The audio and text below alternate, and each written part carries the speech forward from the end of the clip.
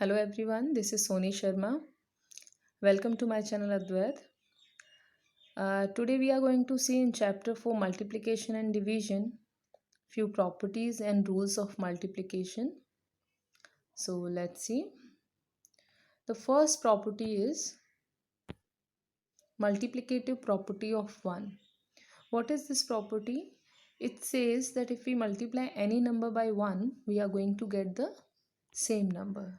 Like you are having a number on the screen, 82,945 multiplied by 1 is equal to 82,945. You all have also observed this property in the table of the numbers from 2 to 10 or 2 to 15 or 2 to 20 or so on. Like 2 ones are 2, 9 ones are 9, 11 ones are 11, 15 ones are 15. It means if we multiply any number by 1, we are going to get the same number. Let's see the next property, that is multiplicative property of 0. If we multiply any number by 0, we are going to get 0 only, whether the number is a smaller number or bigger number or the biggest number. Example is having 71,828. If we multiply this number by 0, we are going to get 0. Okay, if we'll take a small number like 9, 9 zeros are 0, 4 zeros are 0, and so on. Next property, commutative property of multiplication. What this property says, according to it, if we are multiplying any two numbers, okay, and if we are changing the order of the numbers, the product remains the same, or we can say the answer remains the same. Like 2 3s are, it is 6. Similarly, if I'll change the order of the number, 3 2s are, again it will be 6 only. Okay, it means if I'm changing the order of the numbers, the product remains the same. Let's take an example of a bigger number. 88,257 multiplied by 9, the answer is 74,313. Now, if I change the order of the numbers, like I'll keep the 9 on the first position and 8,257 on the second position, again I'm going to get the same number. If you want to check, students, you can check by multiplying the numbers. Next property, associative property of multiplication. What this property says? It says that regrouping and changing the order of numbers does not change the product of the numbers. It means this property goes with more than two numbers actually. If we are having more than two numbers to multiply, we can make our multiplication easier by making group of any two numbers. Okay, and if we are changing the grouping, the answer remains the same. Let's take another example except of this which we are having on the screen of a smaller number. Let's take, suppose instead of this we are having 2 into 3 into 5. Okay, so first I will make the group of 2 and 3. What I will get? 2 3s are 6 and 6 5s are 30. Let's change the grouping. Now I will make the group of 3 and 5. 3 5s are 15 and 15 2s are 30. Let's take another group. This time I'm going to make the group of 2 and 5 into 3. So 2 5s are 10 and 10 3s are 30. If you will observe, students, in all the three multiplication we have got same answer. But the grouping we have done is different. Initially we have taken the group of 2 and 3. Then we made the group of 3 and 5. And in the last multiplication we took 2 and 5 as a group. Now if I'll ask you which one is much easier, then I think you are going to choose the third one. Because here we are getting 2 5s are 10 and 10 3s are 30 is quite easy to multiply. In the first one, we got 2 3s are 6 and 6 5s are 30. That is also okay. But in the second one, we got 3 5s are 15. And suppose you don't know the table of 15, then you have to arrange the numbers vertically and you have to multiply by 2. So actually, why we are using these properties? Only to make our multiplication easier. It means by making group of any two numbers, if your multiplication becomes quick and easy for you, you can use this property. Let's move to our actual example. We are having here 60 into 8 into 100. So if you always see, we have choose here the grouping of 60 and 8. If I'll make the group of 60 and 8, I'm going to get 480. And if I have to multiply this number by 100, simply I'm going to put two zeros after the number, that is 480. In the second one, I have made the group of 8 and 100. Okay, so I got 800 here, and when I have to multiply 60 and 8, I will just multiply 6 and 8. 8 6 are 48. Here 1 and 2 zeros are here, so total 3 zeros I'll put over here. In the third one, again you have made the group of 60 and 100. Okay, so again we got 6000 and 8 over here, so simply I'll multiply 8 and 6, I'll get 48. Total zeros are 3 over here, so I'll put 3 zeros. So in all the three different groupings, the answer is same, 48,000. Okay, now the question arises in your mind, why we are using these property. So the simple answer is that, students, we are using these properties only to make our calculation quick and easy for us. Suppose if you will see here, okay, 60 and 8, when I have to multiply, I should know either 8 ka table or 6 ka table. And maybe you know the both the tables, but it will take time to multiply 8 and 6.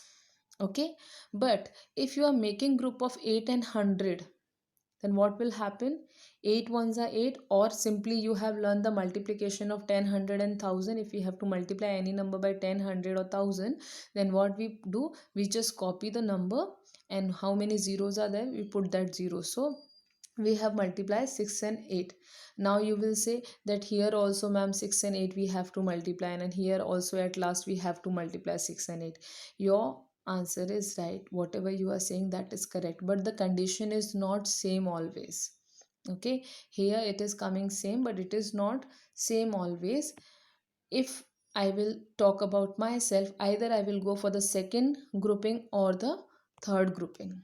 Okay, but you can go for any grouping, but you have to make the groups like this, that it will make your calculations, your multiplication easy and quick. Let's move to the next. The last property, that is the distributive property. Okay, distributive property is a very important property which is generally used in the competitive exams and in a higher standards. Okay, so what we do generally in this property, a number can be expressed as a sum or difference of two or more numbers to make multiplication easier. What we are doing over here, we can represent a number, we can express a number either in the sum or in the difference of two or more numbers. Like students, you all have played a game of puzzle.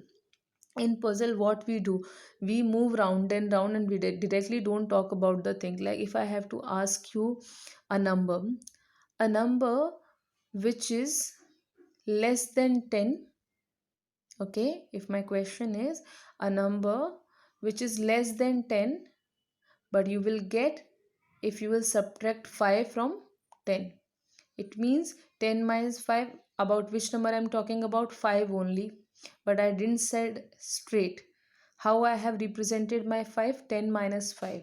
Or if I'll ask you a number which we get after adding two numbers, that is 7 and 5. So the number is 13, but how we are talking about 13? 7 plus 5. It means we are not talking about directly about the number in puzzles or about anything. If we are asking in the puzzles, we don't talk about it directly, but round and round we move, or we give some hints. Similarly, that game is coming here. What we have to do, we have to express a number by using any two numbers. Either by adding we should get that number, or by subtracting we should get that number. So this is the first rule. What is the second rule? The second rule says that whatever the number you are choosing for expressing in another form, it should make your multiplication easy. Okay? And how it is going to make the multiplication easy? See, students, generally the multiplication easy, it is very easy to multiply a number by 10 or by 100 or by 1000. Like I'll tell you 9 into 1000, you will say me in within fraction of time 9000.